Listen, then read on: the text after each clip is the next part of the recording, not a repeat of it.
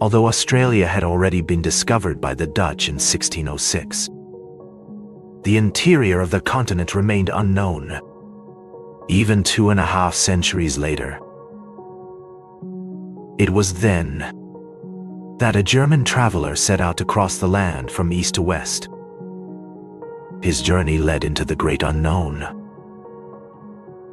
Ludwig Leichhardt's name is known in his native Germany only among those who study the history of exploration. In Australia, however, he earned a lasting reputation for his grand, though often controversial, achievements on the continent, and for his mysterious disappearance. Today, his name is borne by a river, a waterfall, a mountain range, a mountain peak, and a district in Sydney. A statue has been erected in his honor in the city. And a few years ago, the Ludwig Leichhardt Foundation was established. Patrick White, the Australian Nobel laureate, brought the explorer's story to life in his novel Voss, which was later adapted into an opera. Since Leichhardt and his 6 companions vanished during their final expedition in 1848, 9 major and countless smaller expeditions have scoured the continent. Their fate continues to captivate historians and explorers alike, remaining one of the greatest mysteries in the history of exploration in the country. Ludwig Leichhardt's life becomes even more fascinating when examined in the context of his family background. Ludwig Leichhardt was born on October 23, 1813, in Prussia, the son of a farmer, and it seemed unlikely that his life would hold many adventures. Being a young man with scholarly inclinations, he was admitted to the University of Göttingen, where he studied to become a secondary school teacher. However, 2 of his classmates, the Englishmen John and William Nicholson, clearly recognizing Leichhardt's talents, persuaded him to transfer to the University of Berlin to study natural sciences and medicine, even offering him financial support. In Berlin, he spent only 2 years, and since he still had no profession and wished to avoid mandatory military service, he traveled to London in May 1837 to join William Nicholson. Later, the 2 of them toured France, Switzerland, and Italy together, and during this time they began considering a journey to Australia. At that period, the southern continent was still virtually unknown, and the first colonies had only been established by the English about half a century earlier. When the day of departure finally arrived, Nicholson changed his mind and abandoned the trip, but he paid for his friend's passage and even gave him some money to start a new life. Thus, in October 1841, Ludwig Leichhardt, who by then had begun to prefer calling himself Dr. Leichhardt, set out alone on the long journey to the southern hemisphere. When the 28-year-old German arrived in Sydney on February 14, 1842, a contemporary described him as follows: "His height is nearly 190 centimeters, his eyes gray and deep-set, intelligent, his forehead high, his hair dark brown. He has a mustache and a short beard." Over the next 2 years, Leichhardt supported himself by giving lectures on botany and geology, and he undertook small study trips collecting plants, insects, and rocks. During this period, he developed the idea of earning fame by exploring the interior of the continent, which he referred to as the heart of the Dark Continent. Although he heroically completed a 960-kilometer trek from Newcastle to Brisbane, it cannot be said that he possessed natural talents as an explorer. He was nearsighted, feared firearms, and had little sense of direction. It is not surprising that his services were disdainfully rejected by the Chief Surveyor of New South Wales. In Brisbane, Leichhardt learned that, due to lack of funds, a government-planned expedition to northwestern Australia, whose final destination would have been the military post near Port Essington, had been cancelled. However, the farmers living along the coast remained keenly interested in the interior, curious whether there were agriculturally usable lands on the continent. Realizing the chance before him, Leichhardt returned to Sydney and announced that, with the official venture now abandoned, he would take charge of a privately organized expedition. Soon, 5 men joined him, and he secured the necessary financial support. Returning to Brisbane, Leichhardt recruited 4 more men, bringing the total to 10, although 2 soon turned back. On October 1st, 1844, the team set out on the expedition, cheerfully singing "God Save the Queen," leaving civilization behind. Their destination, Port Essington, lay 3,200 kilometers to the northeast in a straight line, but Leichhardt planned to follow the coastal rivers and avoid the continent's interior, which appeared as a blank space on the only available map. Leichhardt replaced the few horses carrying the expedition's 550 kilograms of provisions with slow-moving oxen, which could also be slaughtered for meat along the way. Remarkably, besides small canteens, they carried only a single 7.5-liter water container. This explains Leichhardt's water strategy. Whenever they found a source of water, they would camp there and send a few men ahead to locate the next water source and guide the group there. This allowed them to travel safely, but very slowly, as every step depended on careful scouting and the scarce availability of water. By February 1845, Leichhardt noted that, while they had completed only a quarter of the journey, 3/4 of their provisions were already gone. On one occasion, when he had wandered for several days with one of the 2 Aboriginal guides, they survived by catching and eating 2 pigeons hunted by the local. "I even chewed the bones and feet of the pigeons to ease my gnawing hunger," wrote Leichhardt. Soon, however, they were cheerfully tossing goannas, opossums, emus, kangaroos, and all kinds of birds into the pot.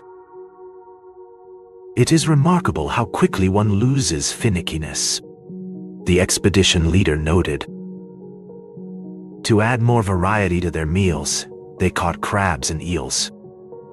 They collected honey richer and more fragrant than anything they had tasted before. Wild grasses added a special piquant flavor to their soups, and they were able to brew strong teas from them. With careful experimentation, Leichhardt also discovered that certain plants growing near water sources could be cooked and eaten without causing scurvy, though the side effect was acute bouts of diarrhea. The explorers continued slowly in March and April, naming the rivers and mountains along their route after friends who had remained on the coast. In early May, they left the last eastward flowing river and turned northwest toward the Gulf of Carpentaria. and their final northern coastal destination. At the end of June, when they were nearly at the Gulf, their tents were attacked at night by Aboriginal warriors armed with spears. John Gilbert, the expedition's naturalist, was killed, and 2 other members were wounded. The incident deeply shocked them, but they were determined to reach their goal. They rested for only 2 days before setting out again, knowing that any delay could endanger the entire expedition. On December 17, 1845, after 14.5 months and nearly 4,800 kilometers of travel, the Leichhardt expedition finally arrived at Port Essington. The explorers returned to Sydney by ship, where they received a hero's welcome. They were greeted as if they had returned from the dead, with crowds cheering and officials praising their courage and endurance. I thought the whole city had gone mad.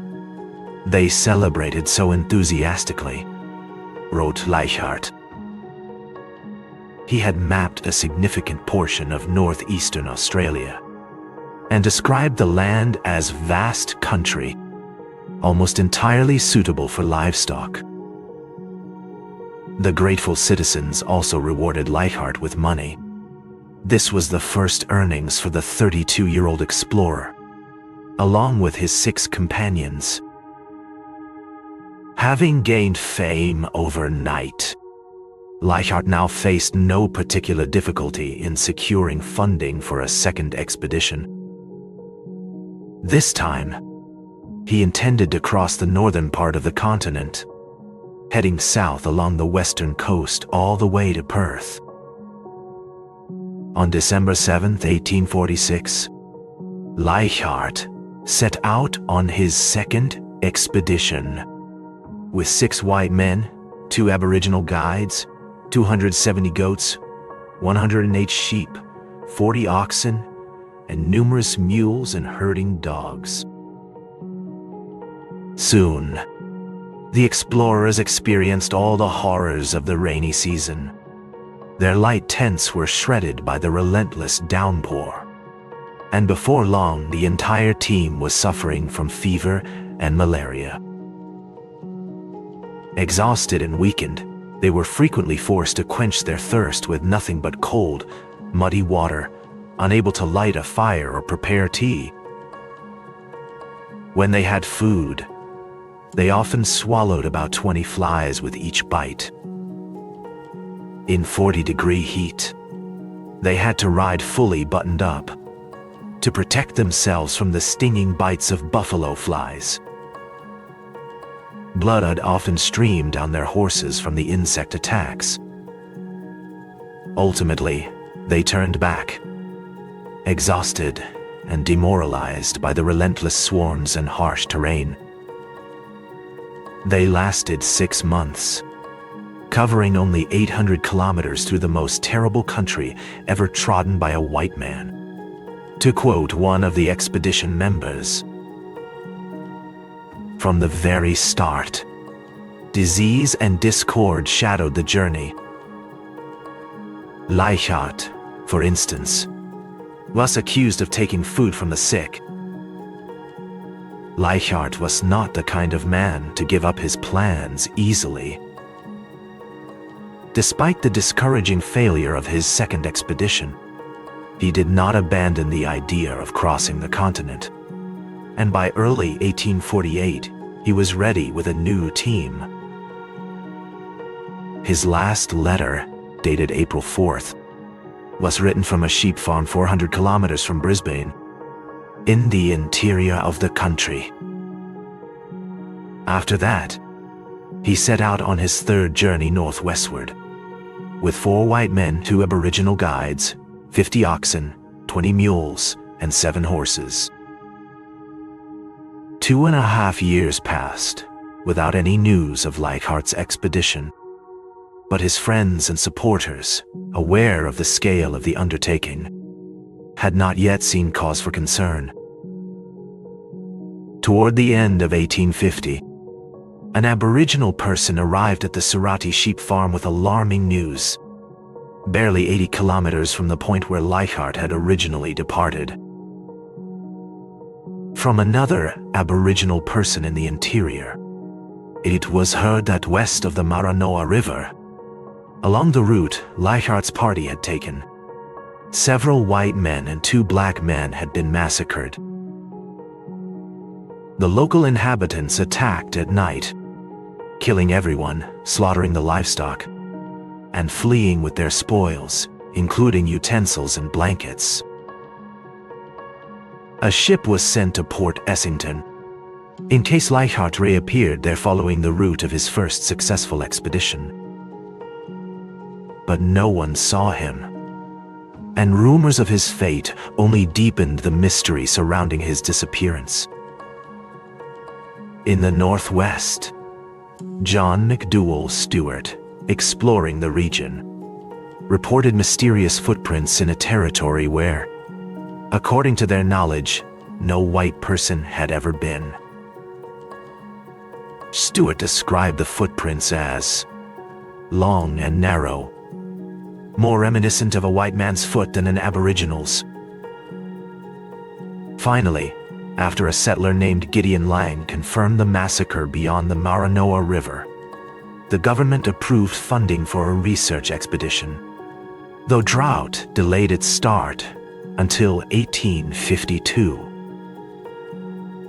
After a wave swept the expedition's appointed leader overboard, drowning him on the Sydney-Brisbane voyage, Hovenden Haley, a member of Leichhardt's second expedition, was named as his replacement.